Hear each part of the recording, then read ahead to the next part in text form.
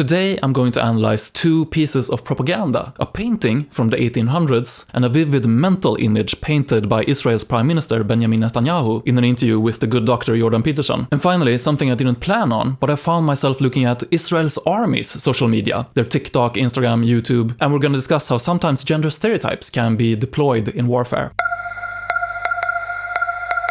This painting has been living rent-free in my mind lately. It's by the Prussian-born artist John Gast, painted in 1872, to capture the idea of manifest destiny, that it was the white European Americans' right to expand the borders westward and conquer the whole continent, from sea to shining sea, and to uproot and displace, or replace, you could say, the people who already lived on the land. This giant pale woman floating in the middle of this painting is Columbia, the early symbol of the United States, before Lady Liberty took over that role. If you see a movie produced by Columbia Pictures, that's who you see in the intro. You can see her floating in the air, scaring away Native Americans, buffaloes and other animals. This poor bear looks terrified.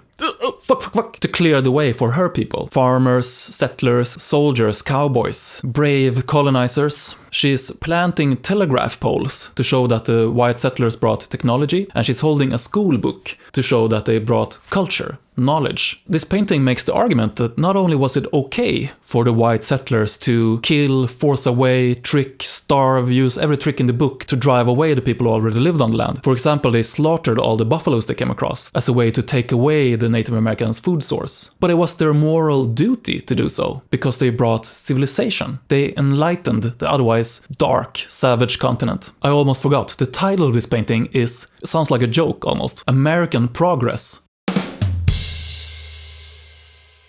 But this is not unique to Americans, of course, this way of pretending to have a noble purpose for stealing other people's land and resources. The British Empire called it the white man's burden, after a poem by Rudyard Kipling. Take up the white man's burden! That it was the boring, grinding, moral obligation of the colonial powers to drag inferior races to modernity. Here you can see Uncle Sam and his British counterpart John Bull carrying baskets full of racial stereotypes, their colonies, to civilization, waiting on the hill. And here's Uncle Sam again, teaching the colonies and areas conquered from the Mexicans, represented as children. Stubborn little children who doesn't want to hear the lesson about, what does it say? US first lessons in self-government.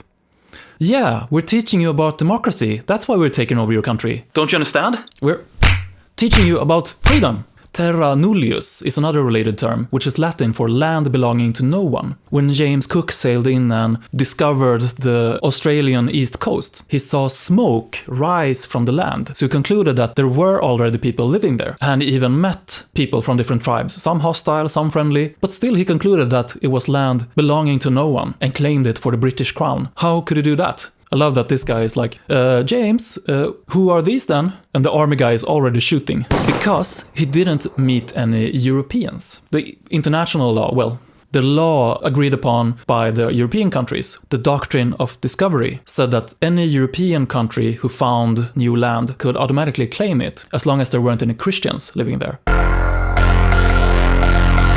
But back to my favorite painting. Why a woman though? Why is there a giant milky white colossus of a woman in the middle of this picture? Why is the United States represented by a woman as a symbol? Well, it goes back to ancient times to let women symbolize higher ideals like justice, freedom, wisdom, charity, chastity. But also during the era of romantic nationalism in the 1700s and 1800s, many countries invented female personifications of the nation. Britain had Britannia, Russia had Mother Russia, France had Marianne, Germany had Germania. Wow, Germania looks pissed. What's wrong, Germania?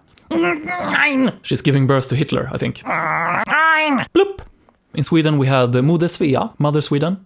Gott nytt år. Her shield actually says, Happy New Year! A more peaceful monster. But why, though? I still didn't answer that question. Why women as symbols for the nation? It wasn't like nations were led by women, or that the armies were led by women, or that women could even vote. Well, there's many explanations. The country could be described as a mother that nurtures its people, giving birth to new citizens. They were also portrayed as beautiful maidens, worthy of protection. Also, if you consider the fact that most men serving in the army, for example, were men, I said that. Maybe it made more sense that they would want to protect a giant naked woman instead of a giant naked bro.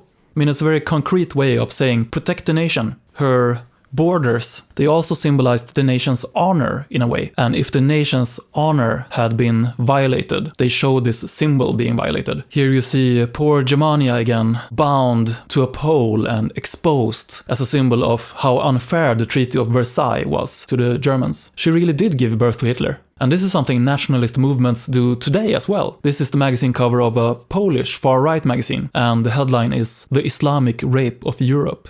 And Europe is represented as a pale, naked woman clad in the EU flag, getting violated by darker-skinned hands from outside the frame. And this propaganda method becomes extra ironic when you see colonizing powers using this kind of "the immigrants are taking our women" imagery, considering who? Who are the immigrants?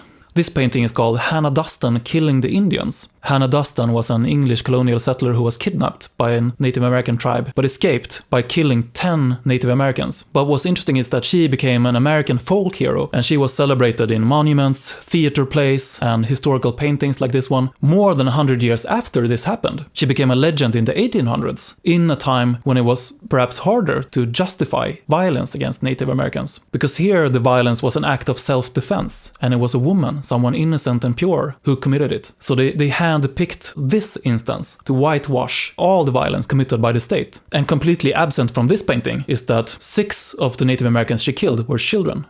To sanitize this narrative even more, to make it a perfect propaganda pearl to use, they also changed the gender of one of the other captives who killed one of the men in the tribe, for reasons that remain unclear. Samuel Lennartsson, sounds Swedish, was depicted as a woman. This should actually be a man. So to summarize, they put a female face on the nation in this kind of propaganda to make it look like their conquests were about something moral and pure, about idealism, not about something barbaric, like dominion, aggression, greed. And it's very telling that in this image, there's no violence. You don't actually see any forced deportations or massacres. Colombia looks very peaceful. She's not even looking at the Native Americans, and they just scatter away by the mere sight of her moral superiority. Not a single drop of blood was shed in the taming of the West.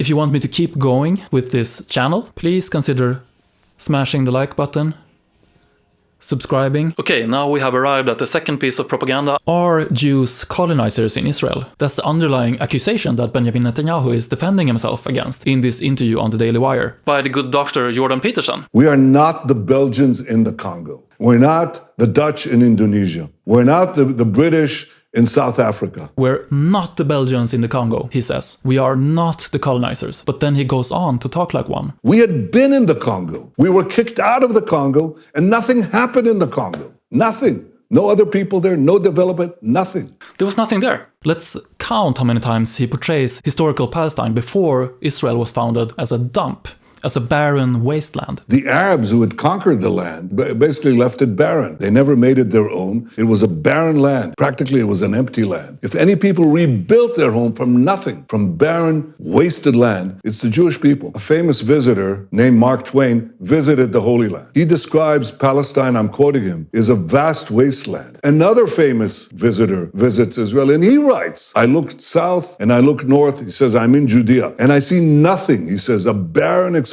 to this land that was laid barren. First of all, they did nothing with the land. It's just barren. The Arabs came and conquered it and immediately lost it to others and did nothing with it. The others did nothing with it. So they did nothing with the land. They took over the land, lost the land, and did nothing with the land. The Arabs did nothing with it, lost the land to others. It was desert. It was nothing. There was nothing there. Then why was there a conflict? Why is there a conflict if there were no people there? This sounds very familiar, right? This is Terra Nullius. So he's painting a picture of a wasteland. You could look right, you could look left and see no people. Like in the painting by John Gast that shrinks the Native American population and puts them in the corner of the map, running away. He paints the picture of, oh, there weren't any people there, or there was just a dump. There was actually a Zionist slogan that sounds even more like Terra Nullius. A land without a people, for a people without a land. There were Arabs living here, but it was, as I say, a barren wasteland. He actually doesn't argue that there weren't any people at all living in historical Palestine. He's saying that they didn't build anything impressive. They actually built one town. It's called Ramle. That's it. One town. I mean, I'm not sure if this is correct even. There were people living in Palestine. They just didn't build anything civilized. They didn't develop the land enough to deem the people worthy of their own state. It sounds like that's what he's saying. If you took over somebody's apartment, knocked them out, dispossessed them, and you left this barren dump, if they had created, if that house that we were expelled from was taken over by another people, they built a family there, they had children, grandchildren, they extended the porch, they built a parking garage and so on, it's gone. What can you do? But that's not what happened. It's a little bit hard to follow what he's saying here, but here he paints some kind of picture of an apartment or a house and claims that when the parents, since the Arabs conquered historical Palestine in the 7th century, they haven't improved this house or apartment enough. They haven't extended a porch, built a parking garage, whatever. So it was basically, they took over my apartment. The apartment was left barren. Decades, in this case, centuries later, I come back to this barren mess, this ruin, and I build it up back, and I not only improve it, I not only make my ownership based on improvement, but that nobody else did anything with it. There was no someone else. Ownership based on improvement. Because the Jewish people who moved there improved the land so much, therefore they have the claim to it, basically. This also feels a bit like Manifest Destiny. The white settler Americans, they made America such a great country. So didn't they deserve the continent based on that? Is he talking about Israel or is he talking about the United States? After seeing the interview with Jordan Peterson, the algorithm served me another interview with Netanyahu, this time by Lex Fridman. And here he is also making this kind of arguments, I think. The first question that Lex Fridman asks is, why do people hate Israel? And this is Netanyahu's answer. What can you say to those people? Well, I think they don't know very much. I think they're guided by a lot of ignorance. They don't know about Israel. They don't know that Israel is a stellar democracy, that it happens to be one of the most advanced societies on the planet, Israel is such a stellar democracy and one of the most advanced societies on the planet. This kind of reasoning is even closer to Manifest Destiny. The white settling Americans brought democracy, civilization, culture, knowledge, science. They were such an advanced people, so they had the right to take the land from a lesser advanced, inferior people. Progress is unstoppable. That what Israel develops helps humanity in every field, in medicine, in agriculture, in the environment, and telecoms, and talk about AI in a minute. Israel contributes so much to the whole human population with their advances within medicine, technology, fiber, Wi-Fi. We can talk about AI in a minute. Let's fucking talk about AI. And this is his answer to why do people hate Israel, do you think? Lex Fridman is probably going after some kind of answer regarding the situation with Palestinians, how Israel is treating the Palestinians, the occupation of the West Bank, the military control over Gaza. No politics, no politics. But he chooses to answer what makes Israel so great. Okay, so the Prime Minister of Israel, when given a chance, will use propaganda in his speech. But at least Israel doesn't have any female personification. You don't see any propaganda posters from Israel with giant Israeli women stomping over Palestinians. Or can we find that? Actually, I found this image on Wikipedia. This is an ad from an American newspaper during World War I, where they tried to recruit Jewish American men to the Jewish Legion in the British Army to liberate Palestine from the Ottoman Empire, as they said. Bat Zion, it says on her shirt. Daughter of Zion, or daughter of Jerusalem. She looks like a combination of Uncle Sam and Columbia. Your old new land needs you, it says. Join the Jewish regiment. We want Jews. So here, they were actually likening the Jewish people or the forming national identity to a woman worth protecting or liberating for the purpose of rallying troops. I had to make sure this isn't AI. Look at her finger. Ah! But this is a very old ad. Does Israel do this today? I wonder. Where should I look to find the answer to that question? And I figured, why not just look at the IDF's social media, the Israeli army's social media, because they have TikTok, Instagram, YouTube, and I was struck by how often they use women in their pictures, clips, campaigns. I'm a Black Hawk helicopter pilot. I'm an MR instructor. I'm a comic photographer. I'm an APC instructor. I'm a field observer. I'm an education instructor. I teach combat soldiers how to drive, shoot, and operate the functions of this armored vehicle. I'm a search and rescue instructor. But using women in their propaganda in both internal and external communication is not something new to IDF. I have quick moves.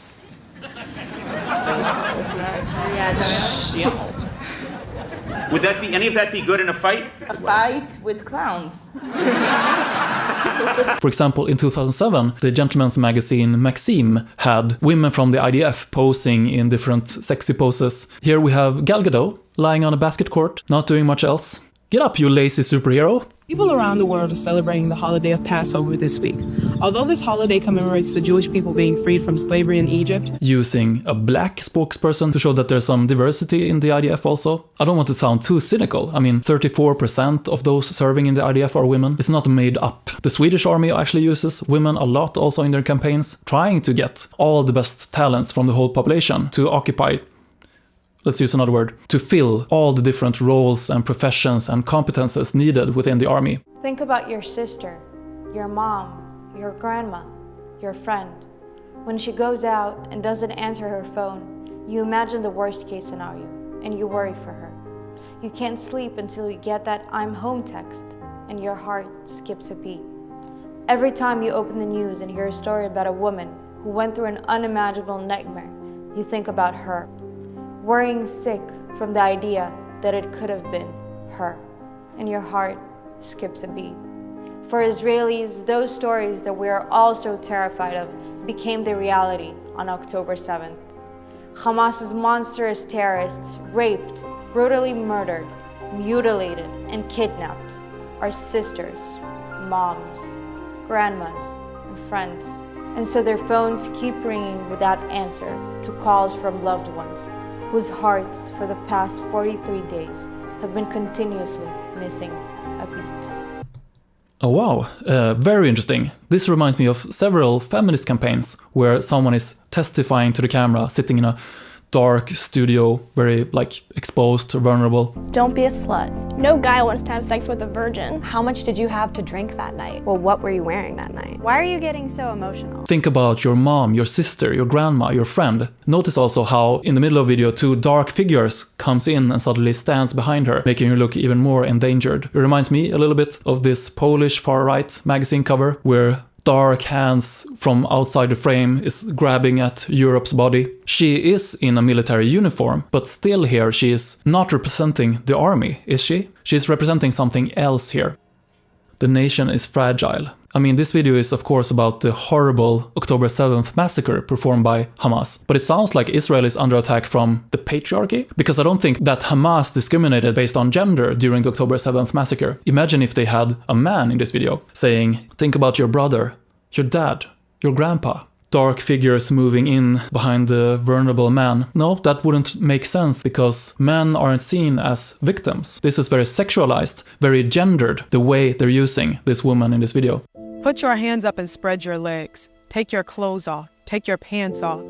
Lay down. Do not speak. To prepare for the October 7th massacre, Hamas terrorists were given a translation sheet. The sheet contained a list of words and sentences for the terrorists to use with the civilians, specifically the ones they took hostage. These are just some of those sentences. They're focusing on language here, like that was the worst thing they were going through. The harmful words Hamas was using. It feels like they're really trying to recruit social justice warriors. The IDF has been operating every single day to make sure no woman has to face mass terrorists and hear those words ever again. I don't want to make light of what women and men have gone through after being kidnapped by Hamas on October 7th, but she makes it sound like that attack was about misogyny, attacking women. Now more than ever, as the world commemorates International Women's Day. Oh, it's an International Women's Day campaign. Fight for women. Fight with us. Fight for women. Fight with Israel. Okay, I'm not sure all feminists globally would agree with that. And finally, something I've been saving for last. This is not from the IDF. I mean, I don't think so at least, but who knows? She could be. Dark propaganda. Gun waifu. The influencer Natalia Fadiev, who is actually a reservist in IDF's police force. When you're mean to Israel, this is who you're being mean to. Photographed from above to look even more cute and childlike and innocent. Infantilizing camera angle, but also infantilizing language. Being mean to. That's a bit like Lex Fridman's question. Why do you think people hate Israel? But still dressed in a military uniform, hiding her gun behind her back, I guess. Very manipulative. Very manipulative. Tell your mom you found the promised land. Her ass? Okay, even more naked far-right propaganda. She's even comparing herself, her own body, to Israel. She's really using all the tricks of the old nationalist movements and contemporary far-right movements, comparing nations to women's bodies. run and tell your mom. Mom, look what I found in the desert. An ass crack. On a scale of 0 to 10, how pro-Semite are you feeling right now? What kind of propaganda is this? Someone's asking. Exactly what I'm wondering. The one that makes you deploy in the Middle East to fight for the Jews. And she is, of course, trying to provoke people by being as tasteless as she possibly could. And I think she managed a little bit with this post, IDF beach episode. And she tagged this picture with Gaza, writing in her stories, I'll have to recreate this photo in a bikini once it's all over. Their shore is so beautiful. They don't even deserve it, for real. Well, she's not sounding like a colonizer.